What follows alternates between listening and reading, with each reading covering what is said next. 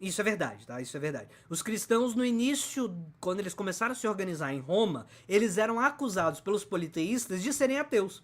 Tem até um texto que é muito maravilhoso de Justino, né? Que ele é chamado Justino Marte, porque ele foi morto pelos romanos, e ele morreu defendendo o cristianismo e tal. E aí ele tem que se defender, dizendo assim, não, gente, a gente não é ateu, pelo amor de Deus. Né? Então veja, o que eu quero dizer pra você é o seguinte, é momento piada, tá? Agora sim, abre parênteses, momento piada.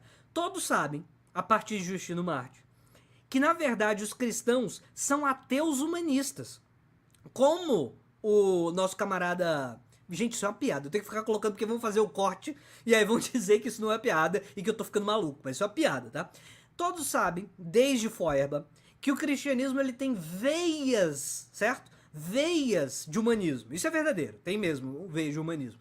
Só que então, o que acontece? O cristianismo é uma mitologia criada por humanistas gregos na era clássica, pra tentar, como o povo é todo estúpido mesmo, a gente vai meter uma mentira do caralho, igual o Platão dizia que era pra fazer, que é pra contar uma nobre mentira, a gente vai contar uma mentira para tentar fazer as pessoas serem mais humanistas.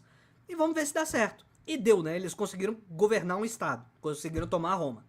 Conseguiram tomar Roma a partir do século IV, né? Conseguiram. E, em certa medida, pregaram os valores humanistas, não é isso? Só que em algum momento da história se perdeu que era um plano de manipulação e eles começaram a acreditar nessa merda toda de mitologia. Esse é o problema. Esse é o problema dessa galera. Fecha a piada, certo? Isso é uma piada. Pelo amor de Deus, alerta de piada. Eu tinha que ter colocado, eu tinha colocado um banner assim. Calma, gente, estou contando uma piada. Tá certo? Vou adicionar o banner aqui, peraí. Calma, gente, estou contando uma piada, tá bom? Isso foi uma piada.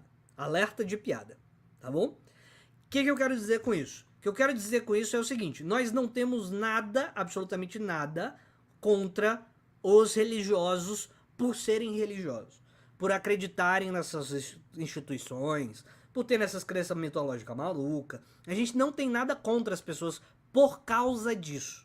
A gente não tem nada, a gente não se acha superior a eles, tá certo? Isso é muito importante para acabar com essa imagem dostoiévskiana, certo? De que o ateu se acha o último bolacha do pacote. Não, não nos achamos, não somos melhor do que ninguém, não é sobre isso. O que a gente está apontando é que qualquer estrutura que se embebe com essas mitologizações, elas acabam se reificando em estruturas de poder social.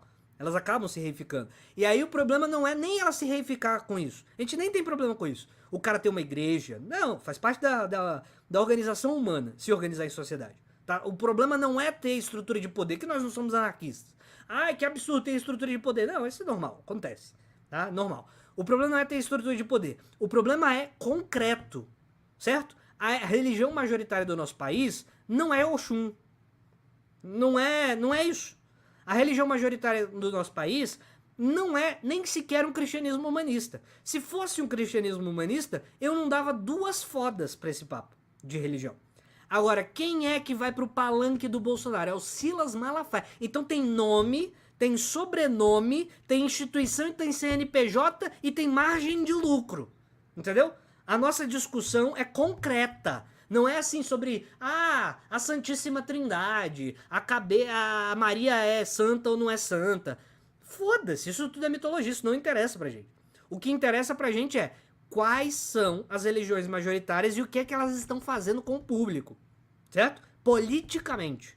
A gente tem que deixar isso muito claro, nosso problema é político. Isso significa que religião não pode ser política? Não. Tem um camarada lá do PSOL, que ele é religioso, e ele usa a religião dele, a crença dele, a conversa mole dele, pra transformar o mundo em mais humanista. Eu vou implicar com esse cara? Nenhuma vez. Nenhuma vez você vai me ver implicando lá com um camarada do PSOL, que era pastor de uma congregação, inclusive, super reacionária, mas ele não é. Mas ele não é. Amigo, aliado, parceiro, brother. Acabou. Sabe por quê? Porque ele é camarada. A questão é ele é um ser humano e ele tem perspectivas humanistas. Se tiver perspectivas humanistas como o marxismo tinha, e Althusser pra puta que te pariu, Althusser reacionário. Pensamento reacionário e racionalista do caralho, Althusser. né? Tinha pensamento humanista, isso é textual nos cadernos filosóficos de 1844. Aí qual é a solução que os caras dão? Ah, não, mas aí o Marx jovem, o Marx médio, o Marx adulto, o Marx Gengis Khan, o Marx com skin de botafoguense. Não, Marx é Marx. Né? Marx é Marx. E quando ele tava. É óbvio o desenvolvimento de Marx Agumon para Marx War Greymon. É muito claro. Né? E aí, nesse projeto, ele abandona a discussão de religião, não porque ele acha que agora não precisa de ateísmo. O que ele abandona a discussão, exatamente porque ele acha que tem que dar priorização para a questão econômica.